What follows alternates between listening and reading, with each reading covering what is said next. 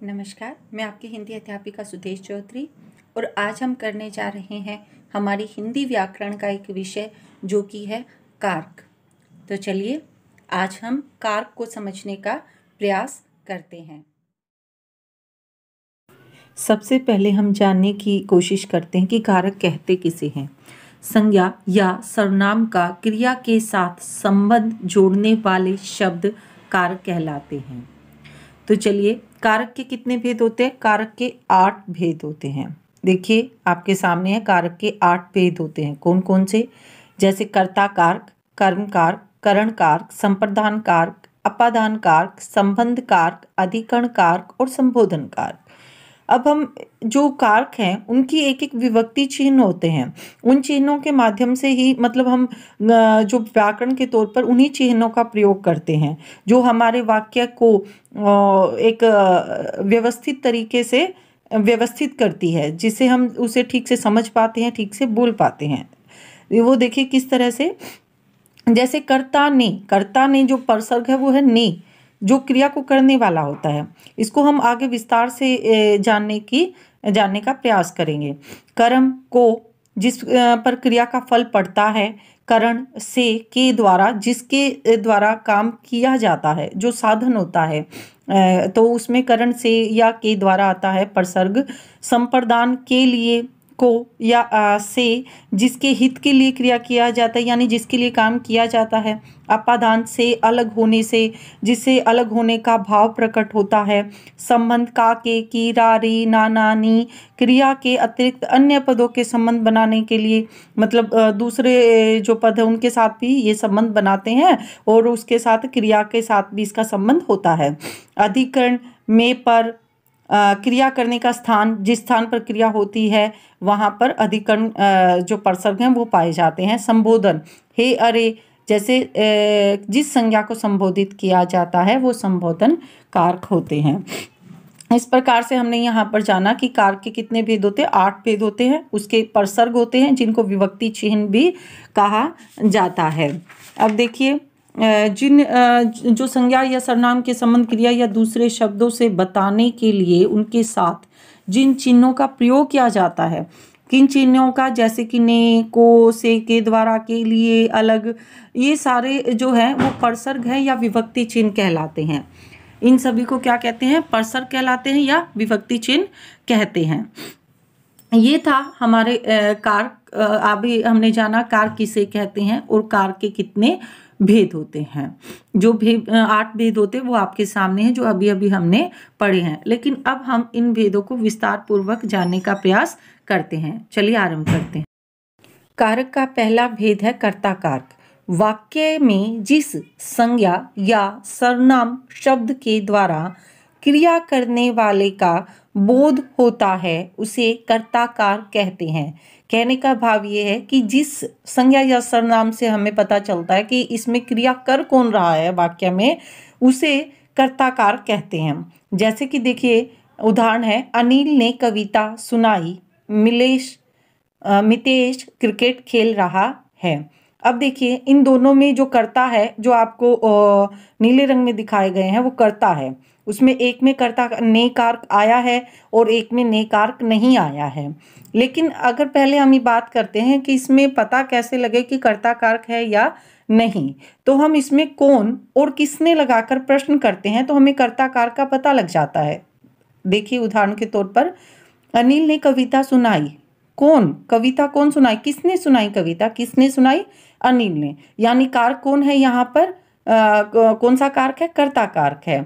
ठीक है। मितेश क्रिकेट खेल रहा है। कौन खेल रहा है? मितेश खेल रहा है। तो यहाँ पर क्या हो गया? यहाँ पर हमें कर्ता का बोध होता है और संज्ञा जो है उसके माध्यम से क्या करता है, हमें क्रिया कौन कर रहा है इसका पता चल रहा है। पहले में अनिल क्रिया कर रहा है, दूसरे में मितेश क्रिया कर रहा है। अब एक विशेष बात है जो आपके सामने कर्ता कारक से संबंधित है।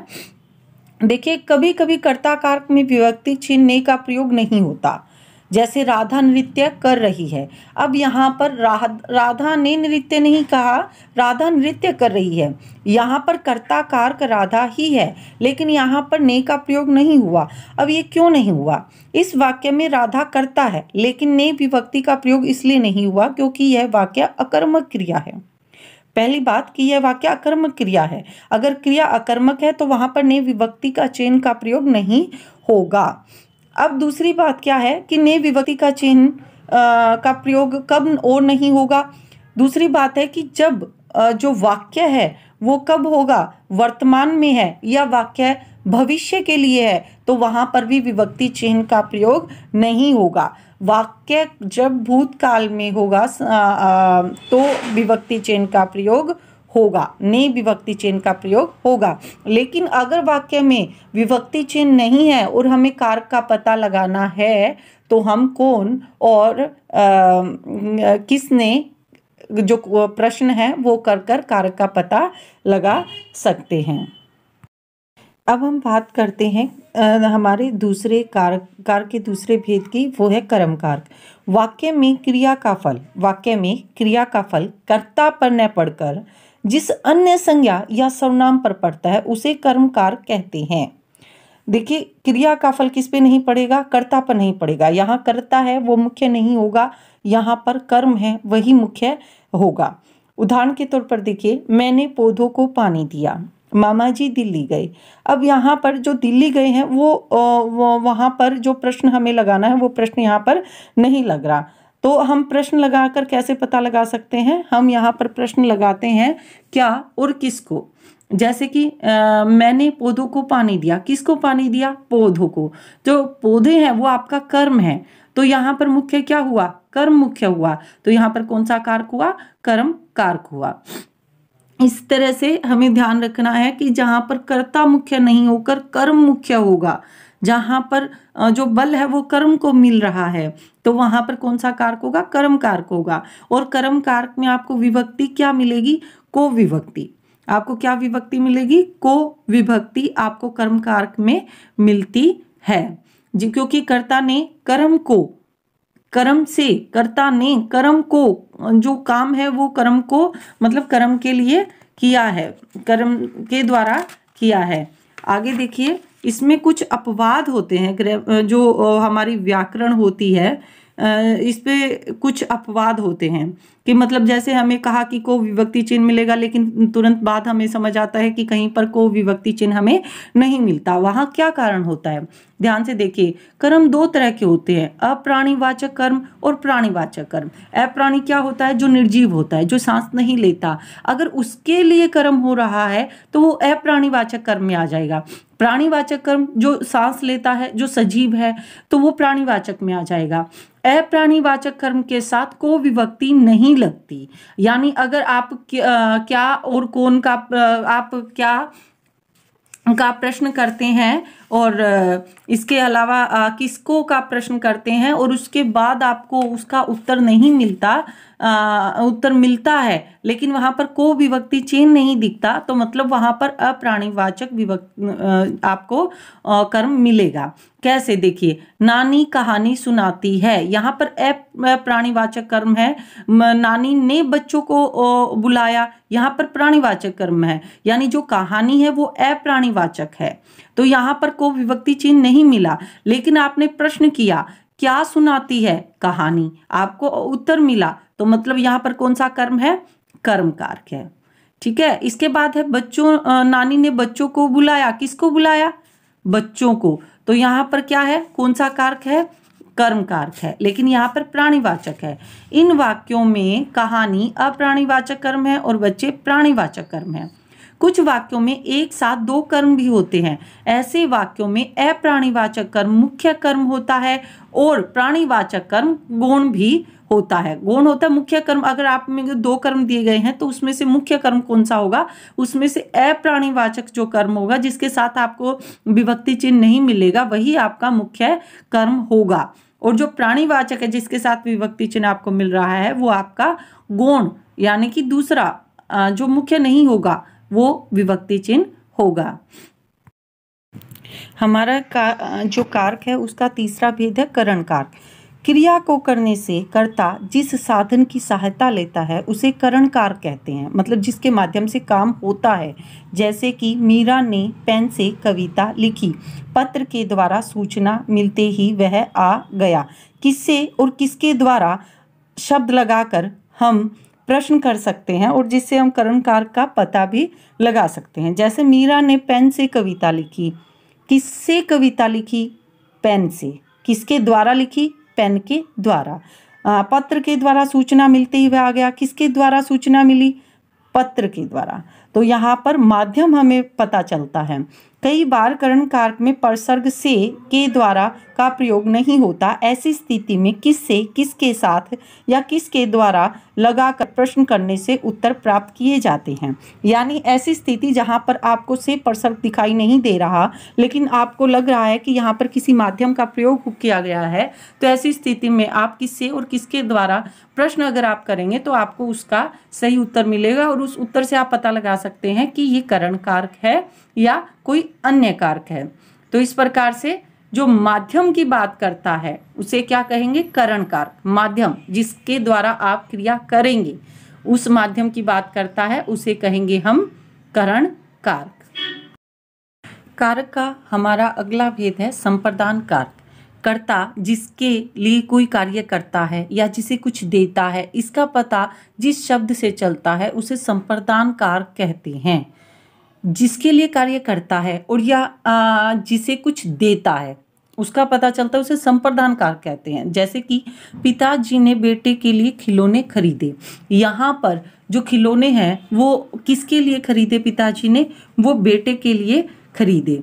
यह संप्रदान कारक की पहचान किसको, किसके लिए और किस हेतु, किसको यानी किसको कुछ दिया, जब देने की बात आती है तो किसको दिया? माँ ने बच्चे को खाना दिया, किसको दिया? बच्चे को।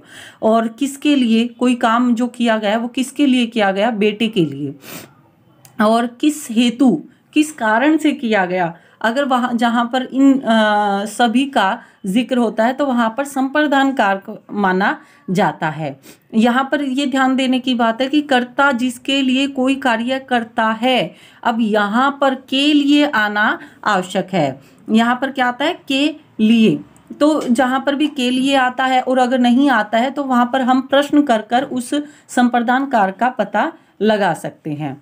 तो संप्रदान कारक किसे कहते हैं? कर्ता जिसके लिए कोई कार्य करता है या जिसे कुछ देता है किसी दूसरे के लिए, जब भी कोई कार्य किया जाएगा वो संप्रदान कारक के अंतर्गत आएगा। अब हम बात करने जा रहे हैं अपादान कारक की। जिस संज्ञा या सर्वनाम शब्द से अलग होने का भाव प्रकट हो वह शब्द अपादान कारक कहलाता है। देखिए, से इसका परसर्ग है, लेकिन से परसर्ग हमारा करण कारक में भी आया था, से या से के द्वारा किया, तो वहाँ उस से और इस से में भी फर्क है, क्योंकि वो से था कोई क्रिया करने का माध्यम, कोई वस्तु जिसके लिए आप क्रिया कर रहे हैं, जो जिससे आप क्रिया कर रहे हैं, जिससे आप क्रिया कर रहे हैं। लेकिन यहाँ पर जो से है अपादान कारक में, वो से किसके लिए इस्तेमाल होता है? या तो तुलना करने के लिए होता है, या अगर किसी से डरने का भाव पैदा हो तो उससे के लिए इस्तेमाल होता है। यहाँ पर किसी साधन के लिए से का इस्तेमाल नहीं होता, या फिर किसी मतलब घृणा का भाव दिखाना हो और घृणा दिखाना हो, भाव दिखाना हो तो से का इस्तेमाल होता है, या शर्म लज्जा का भाव दिखाना हो तो से का इस्तेमाल होता है, किसी भी वस्तु का अलग होने का भाव दिखाना हो तो से का इस्तेमाल होता है। लेकिन करण कारक में से का इस्तेमाल माध्यम के लिए होता है। जैसे चाकू से सब्जी काटी, वहां पर चाकू एक माध्यम है क्रिया करने का, लेकिन यहाँ पर अलग होने का या तुलना का या डर का या लज्जा का या घृणा का भाव दिखाने के लिए से का इस्तेमाल होता है। जैसे कि पेड़ से फल गिरा, यहाँ पर जो फल है वो पेड़ से गिरकर अलग हो गया है। उसने रमन से पुस्तक मांगी, उसने रमन से पुस्तक मांगी। यहाँ पर रमन क्या है? माध्यम नहीं है। यहाँ पर पुस्तक क्या है? उससे मांगी गई है, ली गई है, यानी कि अलग हुई है। तो इसी तरह से जैसे हमने और कारक का पता लगाया, उसी तरह से हम किससे और कहाँ से प्रश्न लगाकर अपादान कारक का भी पता लगा सकते हैं। जैसे कि देखिए, किससे? पेड़ से फल गिरा। किससे फल गिरा? पेड़ से। ठीक है। और उसने रमन से पुस्तक मांगी। किससे मांगी? रमन से। तो यहाँ पर जो से है वो क्या है? अपादान कारक है। इसी तरह से मेरी बहन मुझसे लंबी है, हमने तुलना की है तो यहाँ पर से का इस्तेमाल हुआ है, लेकिन यहाँ पर कोई माध्यम नहीं है। मेरा बेटा छिपकली से डरता है, डरने का भाव है, यहाँ पर कोई माध्यम नहीं है। आप करण तत्पुरुष समास करण कारक और अपादान कारक का इसी तरह से आप पता लगा सकते हैं कि दोनों में, एक में माध्यम के लिए इस्तेमाल होता है से, और एक में तुलना के लिए होता है, डर के लिए होता है, घृणा के लिए होता है, या लज्जा। दुल्हन लोगों से लज्जाती है, शर्माती है। अब यहाँ पर कोई माध्यम नहीं है। आपको जहाँ पर माध्यम दिखाई नहीं देता है वहाँ पर क्या है? अपादान कारक ही उपस्थित होता है।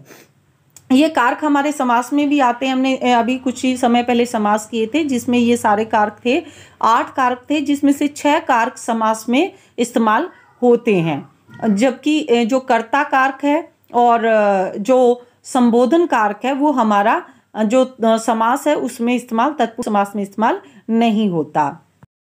अब हम बात करते हैं संबंध कारक की। संज्ञा या सर्वनाम का वह शब्द जिससे दूसरे के साथ संबंध ज्ञात हो उसे संबंध कारक कहते हैं। यानी कि किसी एक वस्तु का दूसरी वस्तु से, किसी एक प्राणी का दूसरे प्राणी से, किसी प्राणी का किसी वस्तु से अगर हमें आपस में संबंध दिखाना है, उनको आपस में रिलेट करना है, तो हमें कौन सा कारक होगा वहां पर? संबंध कारक। जैसे यह राम का घोड़ा है, यहां पर संबंध दिखाया जा रहा है किसका? राम का और घोड़े का। किसका संबंध दिखाया जाता है? राम का और घोड़े का। राम का संबंध किससे दिखाया गया है? घोड़े से। और घोड़े का संबंध किससे दिखाया गया? राम का। जैसे कि गुलामी की प्रथा संसार भर में हजारों वर्षों तक चलती रही। गुलामी की प्रथा, प्रथा का संबंध है किससे? गुलामी से। यानी प्रथा कौन सी? गुलामी की। ठीक है, तो अगर इसमें क्या है, संबंध कारक में अगर हम संबंध कारक का पता नहीं लगा पाते तो हम किसकी, किसका, किससे या किसने लगाकर प्रश्न करते हैं तो हमें यहाँ पर जो उत्तर मिलता है वो हमारा संबंध कारक होता है। अब इसके अलावा एक ये है कि संबंध कारक में सिर्फ का, के ही नहीं आते, बल्कि रा, रे, री, ना, ने, नी परसर्ग भी आते हैं। लेकिन ये हमेशा ही हम सोच में पड़ जाते हैं कि जो रा, रे, री, ना, ने, नी ऐसे परसर्ग तो हमें कहीं दिखाई नहीं देते। लेकिन अगर हम देखते हैं कि तुम्हारी दादी कहाँ गई, अब यहाँ जो तुम्हारी, तुम्हारे में जो री है वो क्या है? वो भी परसर्ग ही है और संबंध बता रही है। दादी किसकी? किसकी दादी? तुम्हारी। हमने प्रश्न किया किसकी दादी? तुम्हारी। ठीक है, तो उसमें जैसे उसकी, उसमें भी उसकी की परसर्ग आ गया, आगे तुम्हारा, तुम्हारे, ठीक है, और उनका। तो इस तरह से क्या है कि ये साथ में लगकर भी, इस सर्वनाम के साथ लगकर भी परसर्ग आ जाते हैं। तो उसमें क्या होगा? कौन सा कारक होगा? संबंध कारक होगा, जो किसी का संबंध किसी दूसरे से दिखाएगा। श्याम राम का दोस्त है। किसका दोस्त है? राम का। यानी कि काके की जहां भी आपको दिखाई देते हैं रा, रे, री, अगर काके की नहीं है तो रा, रे, री मिलेगा, ना, ने, नी मिलेगा, तो वहां पर कौन सा कारक होगा? संबंध कारक। अधिकरण कारक संज्ञा के जिस रूप से क्रिया के आधार, समय और स्थान का बोध होता है उसे अधिकरण कारक कहा जाता है। उदाहरण के लिए बगीचे में फूल खिले हैं और मेज पर किताब है। अधिकरण कारक में हम प्रश्न करते हैं क्या लगाकर, कहाँ लगाकर, कि कहाँ का अगर हम प्रश्न करते हैं तो उसका जो उत्तर मिलता है वो हमारा अधिकरण कारक होता है। जैसे बगीचे में फूल खिले हैं, फूल कहाँ खिले हैं? बगीचे में। और मेज पर किताब है, किताब कहाँ पर है? मेज पर। तो अधिकरण कारक में पर आदि जो परसर्ग होते हैं उनका इस्तेमाल किया जाता है। अब हम बात करते हैं संबोधन कारक की। जिस संज्ञा शब्द का प्रयोग किसी को पुकारने के लिए किया जाता है उसे संबोधन कारक कहते हैं।